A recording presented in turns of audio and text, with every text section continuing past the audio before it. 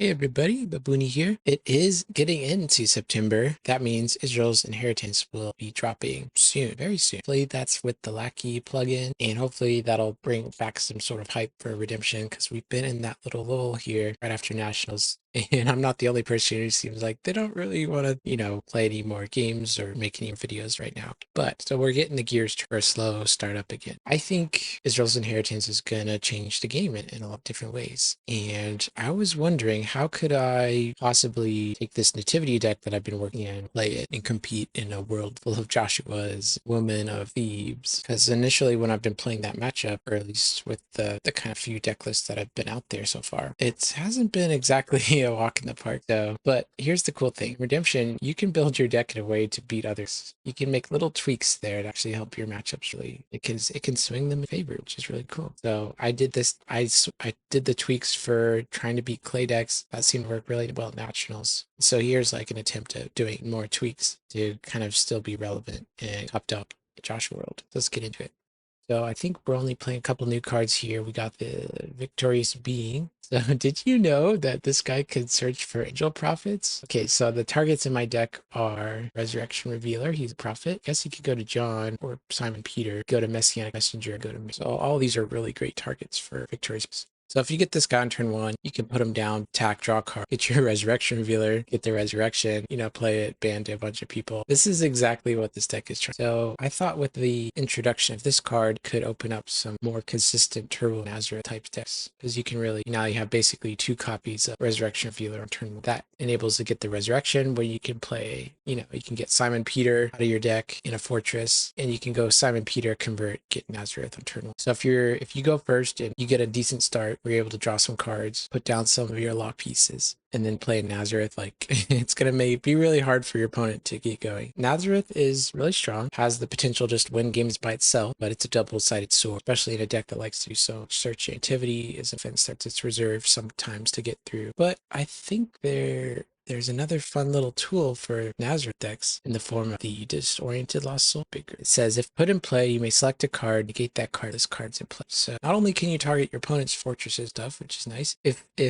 you put a Nazareth down at the end of your turn and your opponent spends their whole entire turn getting frustrated by Nazareth, you can go to your turn and you draw three cards. Oh, one of them is Disoriented. You put it into play, you hum and you haw, and you end up deciding to negate your own Nazareth, which is perfect, because you could spend your whole turn getting to search and able to go to your reserve and stuff, but you just basically skipped an opponent's entire turn, them being do that. And in a game as fast as Redemption Type 1, shutting your opponent down like a turn could increase your chance of them not being able to get a successful attack and limit their blocking options. So like you don't need to be a full prison deck that always is trying to get Nazareth down and active for every turn game. I feel like if you're able to just leverage this for just a couple turns and just turn it off and when you need it, that could be really strong. Another way you could negate your own Nazareth is playing those during your up. Because like imagine if you have a storehouse out in a stable, during your upkeep, you either draw your Disoriented or you play your 3 Woes to negate Nazareth. You can kind of stack the triggers. At least I think you can. I probably confirm this, but you could stack the triggers so that the negate would happen before these guys would go off. So you could like get those extra cards that you...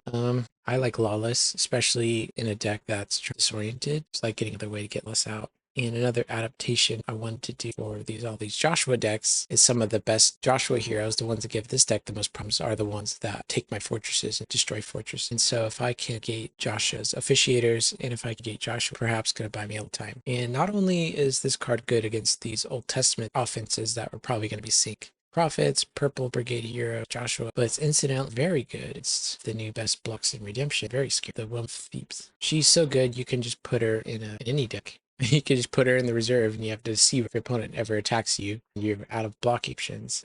In some cases, it's like better than Foreign Wives. Foreign Wives are like a good block. But I know people are going to be playing this card. I know it's going to be played. It'll be played decks. So what if I can find ways to preemptively stop that from being a good blocking option? And Accusers is a great way to do that. So if I have Accusers out and they try to block with Woman of Thebes, she's just going to get negated. And I even considered her putting Woman of Thebes in the main deck, but I ended up deciding to go to reserve because I'm playing Accusers. And so if opponent like Son of Gods or rescues Accusers, then I'll be able to go Deceiver to still have a nice block option there. So this only negates OT humans. So this Victories Being, a little synergy gets around that, which is really cute. And as a Nazareth deck, I really like having access to these Grumble Prosperity effects where you can filter kind of the dead cards. Some games Nazareth is good at the dead cards, so you put that at the bottom deck, or other games you get rid of, you don't need this guy anymore after you draw. So most of the Nativity offense has stayed the same. We made a couple of adjustments. I ended up adding Child is Born because it's a little harder to get to your reserve. Having some extra gas in the deck is really welcome. And I cut Virgin Birth because like Virgin Birth is really good in this deck, don't get me wrong, but you end up having a Nazareth in play and drawing a Virgin Birth is basically a dead card. And so I just wanted the chance of betting. With the introduction of another way to get the resurrection, I felt like I could cut New Covenant package because New Covenant is a good artifact, don't get me wrong, but I'd rather be activating this card if I have the option. So I ended up cutting New Covenant because I felt like I had the consistency with Victories Being, and kept Daenerys package because Daenerys is very good. Claudius, I know he's not good against OT humans. The fact that I can play Daenerys in this deck is, I think, is still too good to pass up. And since we're playing Simon Peter, we can also play 4-drop coin. I could see an argument for wanting to play Delivered in this deck, but the only reason I don't have Delivered because and if I draw my Delivered after I draw mine, it's gonna be. And so a lot of inspiration from this list came off Jaden's Nationals deck when he got third place with. And so I saw he was playing Nazareth, but he also wasn't playing. So that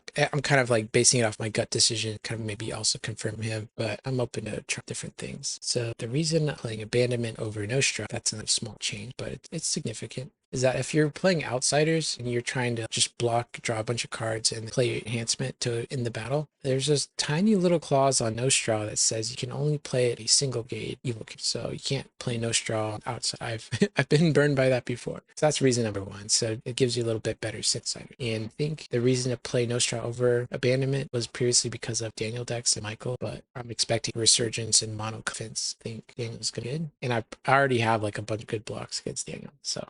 And the other reason was, so let's say I do end up going to Woman of Thebes play. I go Deceiver, block with Woman of Thebes. One of the only outs to that is if they go 3 Woes, negate your Thebes. And all of a sudden, now you're stuck with this black evil character that's gonna die. And so if that scenario ever happens, I'll have a backup plan. They're attacking with a bunch of heroes, and I go with the Woman of Thebes and go and negate it. I can still win the battle convincing. So it's some cute synergy, this deck. Moved Executioner to the main board, open up some more Deceiver targets in the reserve, and I cut Herod's Guard because of this. Deceiver and Herod's Guard aren't that good in play, so I'm just trying to minimize the number of these type characters. Kept the dominance the same. I really like Christian Martyr. He's a man. It's really good against a lot of stuff. Like Herod's backed up with Christian Martyr and Herod's Temple. It's really, really good. Really strong blocks. Let's see, anything else I want to talk of? Keeping a little head. I don't know how popular Clay is going to be. I wanted another form of soul generation, so that's why Shepherds is, if you're playing A Child is Born in the main deck, having really appealing option to go to play that to band out of the reserve is really nice. It just makes Child is Born a lot better. You can just, if this also says draw 2 cards on it, like that's crazy. Like, yeah. But so this deck is pretty untested right now. I will caveat that. Normally present a deck to you guys.